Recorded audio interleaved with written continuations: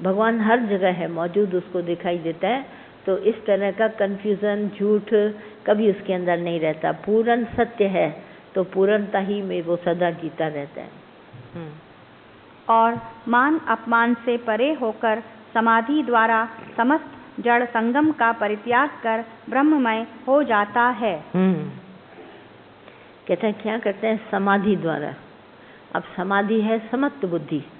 आपको अगर समानता की बुद्धि है अंदर में तो सारी जड़ चीज़ों से दूर हो जाएगा। ज्ञान देखिए कैसा ये घुमा घुमा के देते हैं।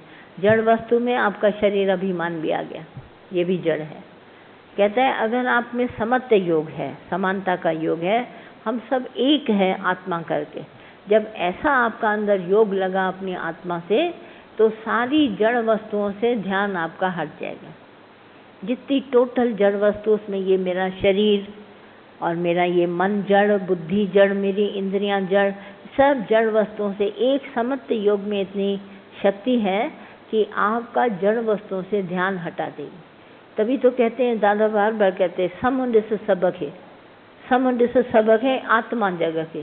बोलो सारे जगत को आत्मा देखो और समानता का भाव रखो। बार बार कहते थे समुद्र से सबक है आत्मा जगत है। सब देखो, समानता में देखो और आत्मा देखो जगत को, तो तुम सारी जड़ वस्तुओं से तुम्हारा ध्यान हट जाएगा और मोक्ष गति तुम्हारी कहीं नहीं। नहीं तो ये जड़ वस्तु बार बार हमारा अट्रैक्शन अपनी तरफ करती है, तो हम समत्व योग से नीचे गिरकर, समानता से योग से नीचे गिरकर फिर चंचल होकर चित्त की वृत्ति को चंचल लाकर फिर जगत की जड़ वस्तुओं की तरफ ध्यान करते। वो जड़ वस्तुएं फिर हमें सताती हैं। नाद बिंदु उपनिषद का यही रहस्यात्मक ज्ञान है जिसे साधक को सहज भाव से ग्रहण करना चाहिए। हाँ, बोला नाद एक इसने बिंदु बना दिया, सेंटर अचीव करने का। बोला इसके अलावा ब्रह्म विद्या का, उपनिषद का कोई और बात नहीं है। उपनिषद कहाँ मिस्ट्री आके खड़ा करता है? एक नाद पर। अगर वो आवाज़ सुनाई दिया माना आप अंदर से खाली हो गए। जो खाली के अंदर से बंसुरी, ढोलक, तबला जो भी आवाज़ देगा, आपने बाहर से सिर्फ फिंगर्स करी, उंगलियां चलाई, आवाज़ स्वर निकला अंदर से, तो बाहर के आवाज़ सारे बंद हो गए। आपके भीतर से वो नाद का आवाज़ आएगा। ये उपनिषद कहता है। उपनिषद कहता है ये नाद है। जैसे हमारे इंस्ट्रूमेंट खाली होने पर आवाज़ करते हैं, स्वर कोई डालता नहीं है। उंगलियां चलाने वाला तार पर चलाए, तबले पर चलाए, ढोलक पे चलाए, बंसुरियों के छेद बंद करे, कुछ नहीं करता है बाहर से, सिर्फ फिंगर्स के ऐसे टच से अंदर से नाद निकला। माना ये हमारे को दिखाता है ये सारे इंस्ट्रूमेंट अंदर में खाली हैं। ऐसे ही हमारे पर कोई उंगली रखे और भगवान का स्वर निकले, हाँ, तो समझ जाइए अंदर खालीपन है। और अगर हमने बोल दिया चूचा, माना अंदर कुछ पड़ा है, इच्छा पड़ी है, मोह है, आसक्ति है, फलाना है, ढिमाका, ये अंदर से खालीपन है, तो आएगा ही ओम का शब्द, आएगा ही भगवान, आएगी ही बात राधे श्याम, और कुछ नहीं आएगा। नहीं तो अंदर से बातें भरी पड़ी है। ज़रा सा कोई हम राह मिल जाए और वो अगर अपनी बातें करे तुम भी फटाफट कर देगा। कभी खाने के टॉपिक, कभी कपड़े का टॉपिक, कभी बाहर जगत का, कभी पॉलिटिक्स, कभी भाई बहनों का, कभी गृहस्थ का, तुम बोलेगा ज़रूर। माना ये भाषा अंदर पड़ी है। हमारा ये बोलता है ढोलक, कभी नहीं बोलता है ना। तो दादा ने कहा तुम, हमने उसके अंदर डाला ही नहीं। जैसे वो राजा की बात बताते, उसने पेड़ से गले रख के कहा कि राजा के सर में 2 सींग, तो पेड़ ने तो सुन लिया। अब पेड़ के अंदर वो बात गई तो ढोलक भी वही आवाज़ करे, बाजा भी वही आवाज़ करे। तो राजा ने कहा मेरी बात यहाँ कैसे गई? तो उसने कहा मैंने नाई को बुलाया था बाल काटने के लिए, उसको ये बात पता थी। नाई को बुलाया, बोला तुमने ये बात किसको बताई? बोला और तो किसी को नहीं, जंगल में गया था और अकेला वो पेड़ खड़ा था, उसको मैंने ऐसे झप्पी पा के उसको बात बता दी कि राजा के सींग हैं 2 सर में। अब पेड़ ने सुन लिया, पेड़ से कोई तो पदार्थ बनेगा, तो ढोलक बनी, तबला बना, वो भी बोलने लगा। तो राजा ने कहा देखो कहीं भी तुमने उठा के उसके अंदर डाल, तुम्हारे पेट में आई बात, पकी नहीं, तुमने पेड़ में डाल दिया। अब पेड़ से बनी ढोलक, ढोल मंजीरा हारमोनियम, उसमें आवाज़ आ गई, तो ये कहाँ से आई? अंदर थी। इसी तरह तुम मुरली में पहले ही भर दो सारे स्वर, तो मुरली जब बजाओगे तो वो ऐसे ही निकलेगी। कभी आपने देखा है जब आप बाज़ार से मुरली खरीदते हैं तो आवाज़ फूंकते हैं तो फू फू निकलती है, क्योंकि आप में अंदर फूकी है, स्वर है नहीं, तुमने स्वर मुरली में भरे ही नहीं, तो कैसे तुम्हारे अंदर है? तुम्हारे अंदर भरे हुए स्वर, तुम वही स्वर निकालेगा, और वो स्वर खट्टे पीले खारे पीले जो भी हो समय पे निकल आएंगे, और वो स्वर तुमको तो दुखी करेंगे ही करेंगे, पर दूसरे के अंदर गए वो भी वहाँ दुखी सुखी करेंगे। एक इच्छा तुमको बर्बाद कर देगी। बंसुरी में कुछ नहीं, तबले में कुछ नहीं, हारमोनियम में कुछ नहीं, पर तुम्हारा स्वर उसके अंदर चला गया, भाव चला गया, वो उल्टा सीधा भाव पैदा करेगा। समाप्त। अच्छा, तो चौथा पांचवा नाद, चौथा था पांचवा था, जो भी था ये पूरा समाप्त हो गया। इसमें नाद को इन्होंने बुलाया। मेन है उपनिषद आपको अंदर से, जब जगत सारा बना ही नहीं है और मैं नहीं हूँ तुम नहीं हो, त्रिगुणमयी माया, मैंने इसी चैप्टर में पहले आपको बताया था 3 गुणों वाली माया। तो ये 3 गुणों वाली माया एग्जिस्ट नहीं करती, होती नहीं, परंतु भाषित होती है। कैसे भाषित होती है? दृष्टा, मैं दृष्टा हूँ और मैं दर्शन कर रहा हूँ, और कोई वस्तु है जिसका मैं दर्शन कर रहा हूँ। ये फोटो है, मैं इसका दर्शन कर रहा हूँ, टेबल है, कुर्सी है, मैं हूँ, इसको देख रहा हूँ, इसका चित्र भी है मेरे अंदर, और ये टेबल भी है, कुर्सी भी है, मैं भी हूँ।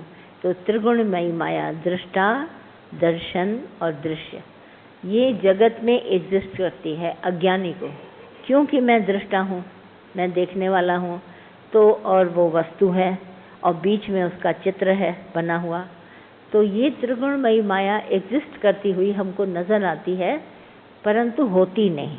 कैसे होती नहीं? अगर मैं नहीं हूँ, भगवान है, परमात्मा है, वो वस्तु नहीं परंतु भगवान है, तो त्रिगुणमयी माया से उपरामता आ गई। सर्वत जो है वो दिखाई दिया परमात्मा, सब जगह नज़र गई, बोला ये सब भगवान है, तो त्रिगुणमयी माया से हम छूट गए। नहीं बोला त्रिगुणमयी माया हम भी हैं तुम भी है, कैसे नहीं तुम एग्जिस्ट करता है? बोला नहीं, मैं हूँ नहीं, न मेरा है कुछ दुनिया में, एकदम ज्ञान आ गया, न मैं हूँ, मैं का ज्ञान आया, मैं नहीं था, मेरा नहीं था, और जो दृश्य दिखाई दे रहा था वो कल्पना थी। तो मैं, मेरा और कल्पना तीनों उपनिषद के ज्ञान से गए। न मैं रहा, न मेरा रहा, न कल्पना बीच की रही बीच में, तो इन तीनों के जानने से समत्व योग प्राप्त हुआ। तो समानता के योग में सिर्फ नाद होता है, सिर्फ आवाज़ ध्वनि भगवान की, और कुछ नहीं होता। उससे हम परमात्मा को प्राप्त कर लेते हैं, और उसके बाद हमारा मन कहीं भटकता नहीं, कल्पना में जाता नहीं, मैं मेरे में जाता नहीं, न मैं हूँ न मेरा है, ये सब परमात्मा का स्वरूप है। भगवान ने अनेक रूप धारण करे, नाना रूप धरे बहुरंगी, बहुत तरीके से उन्होंने रंगत से ये रूप धारण किए। तो रूप है परमात्मा के, मेरे तुम्हारे नहीं हैं। तो ये झंझट त्रिगुणमयी माया का उपनिषद से हट जाता है। और अगर उपनिषद को हम हटाते हैं और अनेक तरह तरह के रोचक भयानक वचन लाते हैं, तो त्रिगुणमयी माया फिर खड़ी हो जाती है। मैं भी हूँ, मेरा भी, अरे भाई कैसे नहीं दिख रहा है, घर के बाल बच्चे हैं, दुख सुख है, हानि लाभ है, मैं कैसे कह दूँ नहीं है? आपके कहने से नहीं है तो क्या नहीं होता है? ये है, इंसिस्ट करता है बहुत ज़्यादा, है तो फिर करो। उससे उत्पत्ति है त्रिगुणमयी माया से सुख और दुख की, हानि और लाभ की, मान और सम्मान की, अपने और पराये की, फिर इसी में झेलते रहो, कभी इधर कभी इधर कभी इधर। इनसे फुर्सत कभी मिलेगी नहीं, कभी नहीं तुम पाओगे चैन या फुर्सत तुमको मिले। बोला फुर्सत भी नहीं मिलेगी, चैन भी नहीं मिलेगा, हम भटक जाएंगे। माया के 2 बातों में हम भटक जाएंगे, है कि नहीं है। माया है भी नहीं और नज़र भी आती है देखने में कल्पना से, मगर वस्तुतः वो है नहीं। अगर हम कहते हैं है तो हम ही भटक गए। तो भटकना हमको नहीं है कल्पना में, पर हम ये जानते हैं कि एक परमात्मा के सिवाय दूसरा भाव है नहीं। उपनिषद ने इस बात को एकदम क्लियर कर दिया। क्या कर दिया? एकदम नाद बता दिया, बस शब्द को हटा के नाद को जगह दिया। शब्द संसार था। हाँ, कोई भी शब्द जिसके मीनिंग हम तरह तरह की निकालती है माना, नाद की कोई मीनिंग नहीं है, कोई नहीं है। आप अपने से अर्थ निकालते हैं। बच्चा बोलता है ओम ओम, तुम बोलता है रो रहा है।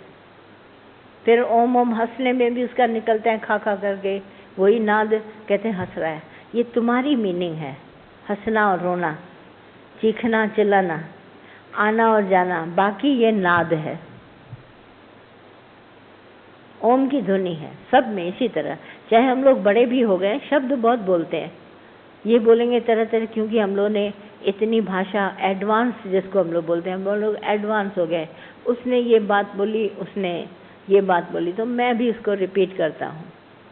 एक हमारे पास लेडी थी, बट नेचुरल बहुत बोलती थी, सारा दिन इंग्लिश बोलने का उसको बड़ा शौक होता था। आती थी दीदी बट नेचुरल। मैंने कहा बट नेचुरल सारा हर सेंटेंस में बोलती, इसका मीनिंग तो यहाँ जचता नहीं है, पर क्योंकि नई नई अंग्रेजी सीखी थी तो बट नेचुरल कहती थी। अर्थ लगे न लगे, बट बताना दिखाना था, बट नेचुरल। हमने एक दिन उसको बोला ये शब्द बार बार ना बोलो, इंसल्टिंग लगता है कि तुम ऐसा क्यों बोलती हो। इंग्लिश नहीं आती बोलने की ना बोलो, हिंदुस्तानी हमारी लैंग्वेज अच्छी है, पर ये शब्द का अर्थ भी तो जानो, जहाँ इसको यूज़ करना है वहाँ लगाओ। कि हर की मीनिंग लगाओगी इस तरह से तो पुअरपना ही हमारा दिखाई देगा। तो शब्द हमेशा पुअरिटी को शो करते हैं, कीमत नहीं देते। शब्दों की दुनिया में कभी कीमत नहीं है। आप बहुत सारे शब्द लाइए, किसी को भी इंसल्टिंग लग सकता है, सभा के बीच में उसको बोल दीजिए, वो हो या ना हो, आप उसको कहिए बड़े खूबसूरत लग रहे हैं, और वो है भी नहीं, वो जानती है अपने आप को, पर आपने